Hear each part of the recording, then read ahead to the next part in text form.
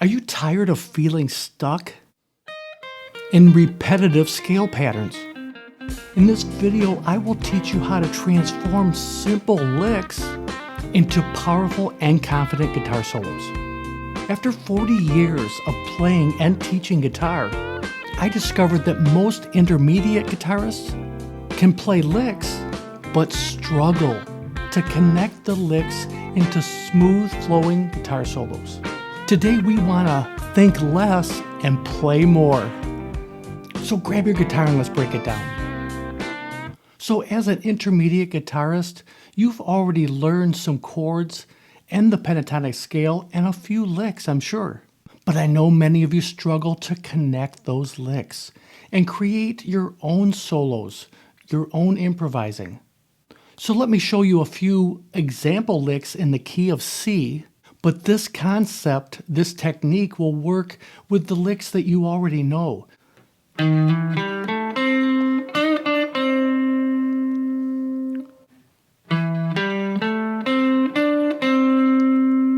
Those are the notes. The actual lick will just create movement around those simple notes.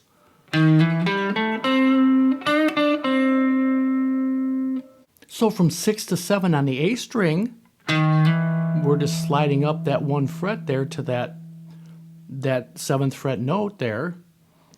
5, 7 on the D, home bass with this C note here in the 5th fret of the G string, and then to create movement again. So we're going to the 7th fret of the G string, slight bend, hitting 7 and back to that home bass note in the 5th fret of the G string. Again. I'm looking at this as my home bass lick, something that I'm going to go back to during an improvisation. You can call it a motif, but it's something that I'm going to work around and even show you again an octave higher of the same thing, because that is always a good way to play and improvise. Check this out, the notes.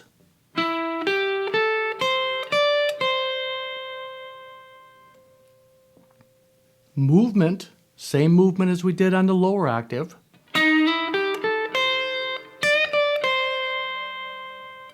So from 8 to 9 on the G string, this is a little slide. 8, 10 on the B, home bass note, the C note in the 8th fret of the E string, and then we're going to do the movement again. Slight bend on 10 of the E string, hitting 10, back to 8. Now all together, it's nice to get a good rolling sound if you can connect those two.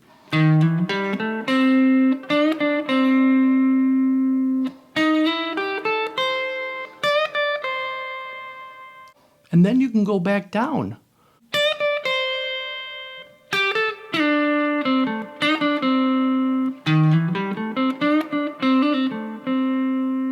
There's all kinds of movements you can do around those little phrases right there.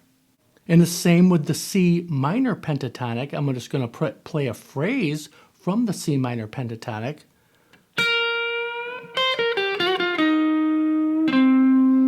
Just a simple phrase. We all know many licks and phrases in those pentatonic scales, and this concept is going to work.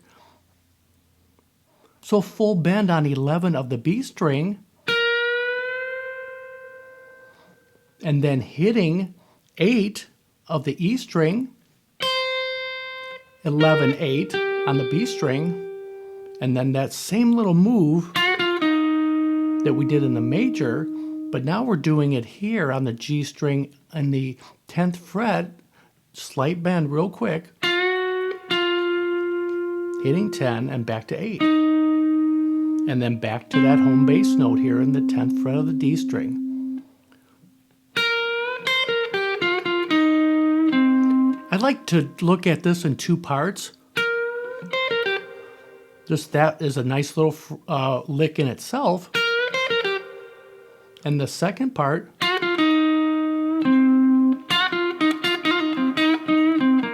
because you can really work these if you separate them a little bit, and the same thing with the major I'll show you. Check out this demo.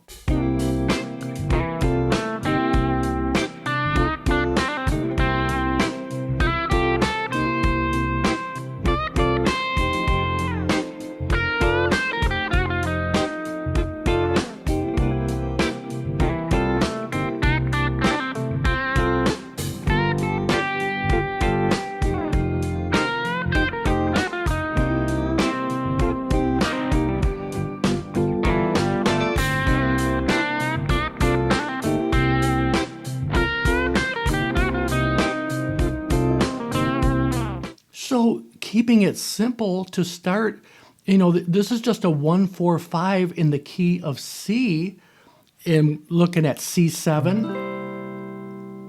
F7, and G7. Playing phrases, especially mixing major and minor, because that's the heart of blues rock guitar, is mixing those scales together.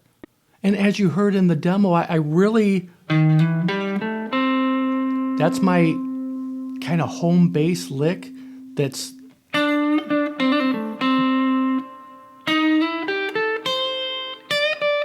You can, just as I showed you when I broke it down, it's really simple, but it sounds musical because you're sliding up and bending notes, hammering and pulling off of notes.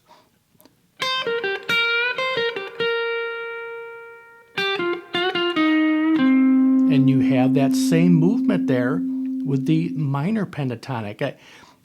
It's when you go back and forth, and there's no rules when you need to go to one scale or the other. You can stay on major the whole time or minor, but the pros mix these up slightly and to get that blues rock sound that we all know and love.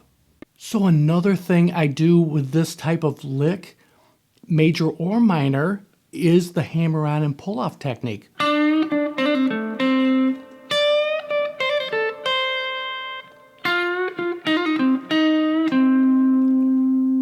It has a great sound to it, and it's something that I like to go to, and many players do. So again, if you, in the major, so I do that little bend on 7 of the G string. So slight bend, release to 7, and then hammer on and pull off from 5 to 7. Then go to the D string here in the 7th fret and back to your root note, 5th fret of the G string. There is that C. Same thing.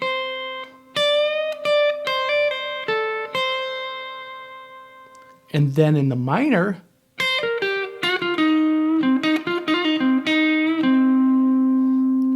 so now we're in the minor, C minor pentatonic, 10th fret, slight bend, like a quarter bend. So you're really just kind of tasting on that, but that's what it is for me. You give a little taste of the blue note, the blues scale, you just hint at that.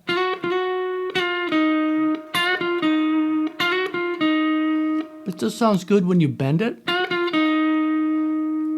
So that quarter bend, and then hitting 10, back to 8 on the G string, but you always need to get back to that home bass note. And this is just a starting point. These home bass notes, getting to your root note is so important. You can target other chord tones as you get more advanced, but this lick, so the hammer on and pull off is just from 8 to 10, back to 8.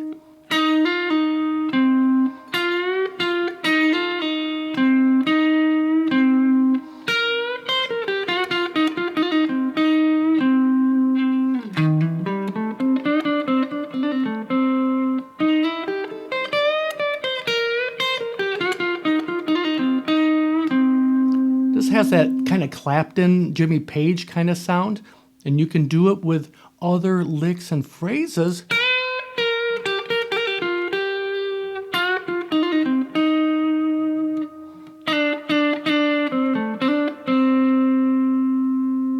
I'll leave a link for this blues rock progression in C. Great practice track to get these concepts down.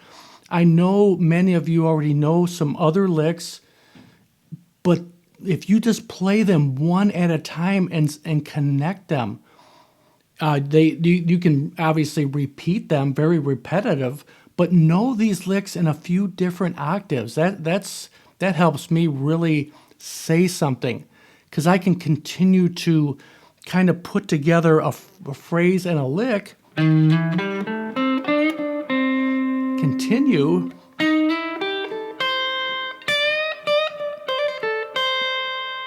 but if you know that in other parts of the fretboard,